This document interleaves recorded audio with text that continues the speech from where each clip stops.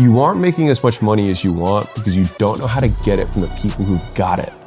My name's Alex Hormozi. I run a portfolio of companies at acquisition.com that generates over $250 million per year. I did a book launch 12 weeks ago that did $106 million in sales in a weekend and broke a Guinness World Record for the fastest selling nonfiction book of all time. In this video, I'm going to explain a core shift in my understanding of how getting money actually works and why the rich do in fact get richer. And I'm going to show you the math behind it. And most importantly, how you can gain access to it. The first reason that you aren't making as much as you want is because you're selling to people who don't have the money to give you. So when you hear me say sell to the rich, they pay better, it's not some pithy statement. It's reality, and it takes people a very long time to learn this. And people often take years before they actually start to figure this out. Usually there's belief issues. They're like, no one else could do this. And part of the reason is because everyone they know is poor. And they're like, there's no way I could sell something for that price. If you want to make money, go where the money is. So let's put this concept on steroids now and actually apply this to doing business. This is how big companies get big. They go where the money's at, and this is a breakdown of something called Pareto's principle. You might have heard of it, 80-20. It's one of the most powerful concepts in business, and most people still don't understand how to actually apply it. So the idea of 80-20 is that Pareto, who was an Italian economist, realized that there was this, 20% of customers created 80% of the revenue. And you just notice this 80-20, kind of issue that continued to occur within all different types of data sets. And so that became his principle. Now, here's where this gets really interesting. So within business, it totally rings true, where 20% of your customers will be responsible for 80% of your profits. And then here's where people miss the next point, is that within this 80%, 64% of the aggregate profit, right, comes from just 4% of the people in there. 4 customers, if you had 100. And then of this 64,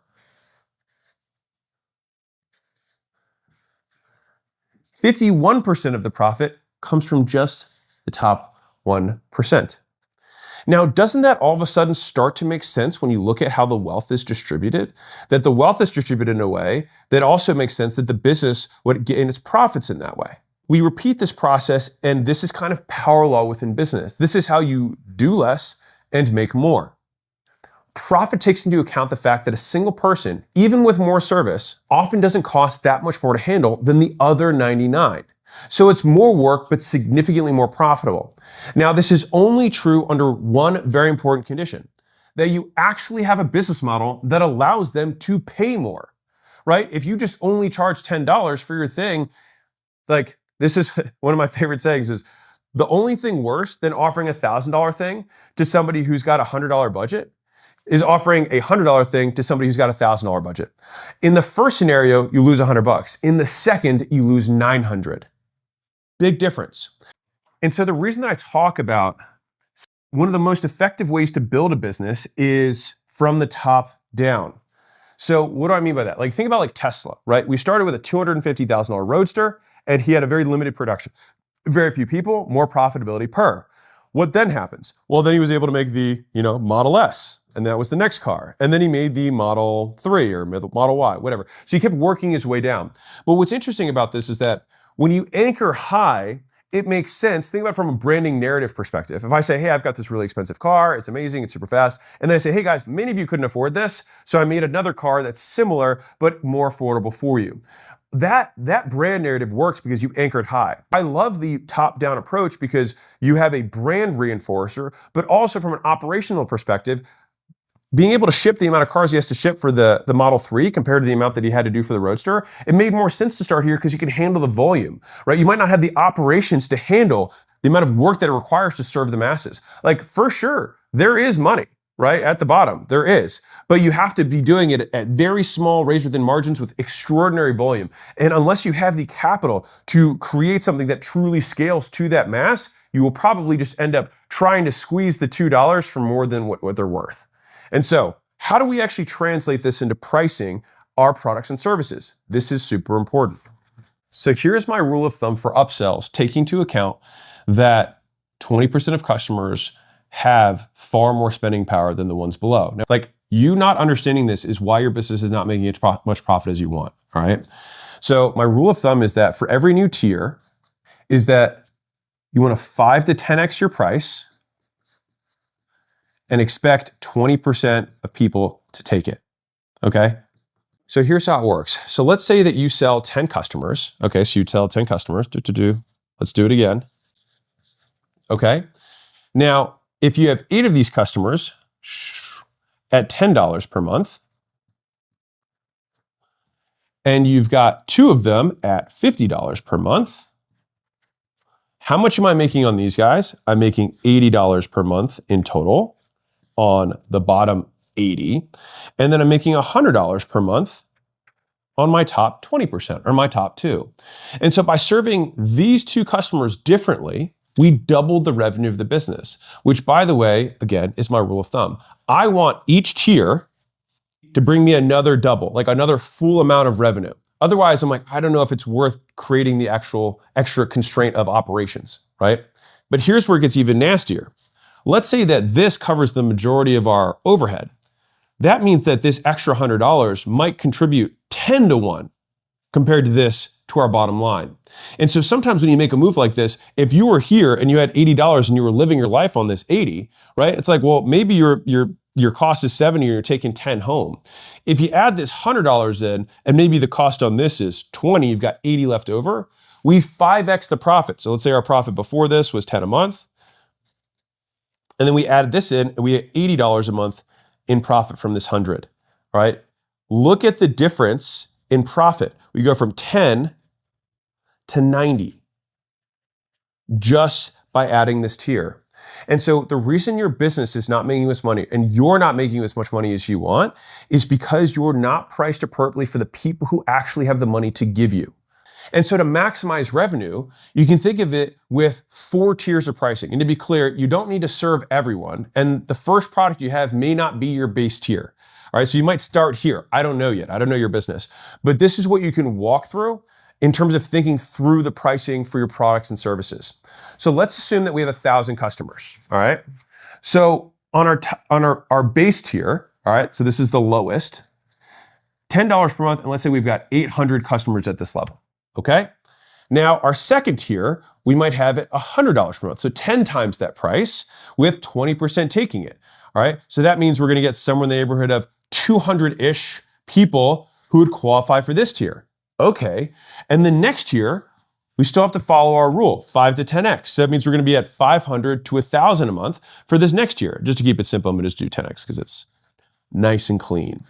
All right. And so here we're going to have maybe around 40. Now you're like, wait, I have to wait 1,000 customers. This would be 160. I'll redo the math at the end so you can see it. All right. Now our next tier might be, again, 5 to 10 times this. And so we might be somewhere in this $5,000 to $10,000 a month. All right. And so times around 8 people. Okay. And so if you're looking at this, you're like, holy cow, those are very big differences in price. Yes, but so they reflect how different the spending power that exists within customers is. All right. And so the main takeaway from this is that if you're going to have an upsell, a very small percentage of people are going to take it. And so you have to make it worth it. And so people will have these, I'll go 100 and 129. It's like, it's the same pitch. It's the same price. The willingness to pay for that customer is the same. Let me show you how I've actually translated this into my own business. All right. Well, this, and you can ignore the actual numbers of customers, but what do we have here? We have school. And then at $100 a month, what else do we have? We have school. This is our hobby plan. This is our pro plan. And so for me, the next number is $5,000, which is L1. And what's the next number after that? $35,000. Almost like it's between 5 to 10 times the price, which is L2. And then what do we have after that? We have something that's $135,000. So that's 4 times the price, right? And this is L3. And what do I have underneath of that? No money, because it's a portfolio company. And so the thing is it may take some time to build out this entire thing. I didn't start with school. I started building, our brand. This is, to be clear, just our advisory practice that we have at acquisition.com. And so I'm just saying, like, knowing this doesn't mean you need to do all of this at once. It takes years, and it does take operational chops to pull this off, right?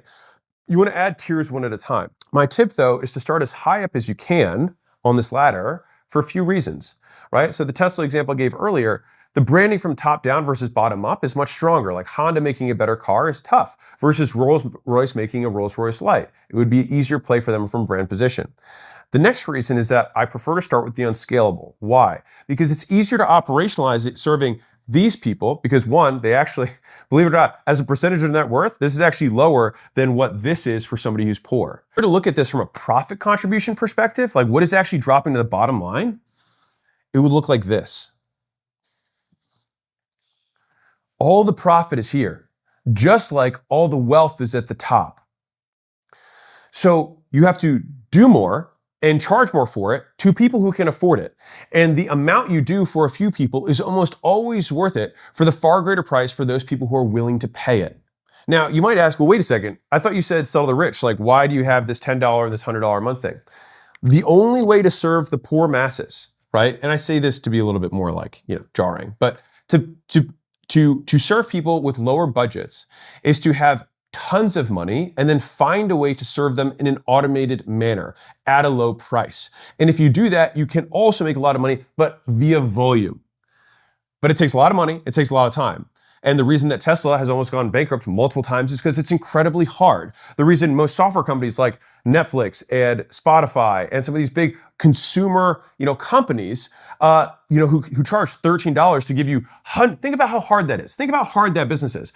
They have to make world-class entertainment for all the different genres that someone might like just to earn their $13, right? Just to earn the equivalent of like a Chipotle bowl. And I bring this up because some people come in saying, oh, I'm going to do that. It's like, you're going to do that bootstrapped? No, these companies that you're looking to model literally got artificially inflated with outside capital to prop the business up until it would get to the point where it actually could make money. So to do something like this costs a fortune. And so the way that I'm trying to walk you through this is that 80% of businesses in the US, or 78, are service-based businesses. And so you don't have an automated way to serve these masses. You likely don't. And so if you don't have an automated way, then you want to go in the complete other direction, which is I want to serve the best customer at the highest possible price, but people misprice their products and services. They say, okay, my current core thing is $1,000, I'll make the next thing $1,500. It doesn't work that way. That's not how the buyer works. The buyer is at 5K, 10K from the 1K thing. That's the next tier. That's the next rung on the ladder. All right. And so this hopefully should shift your perspective in terms of how pricing really works. A disproportionate amount of profit is here. We have to make gigantic jumps with the assumption that very small percentages are going to take it, but still be okay with it because even a small number of people at a gigantic price is still a lot of money.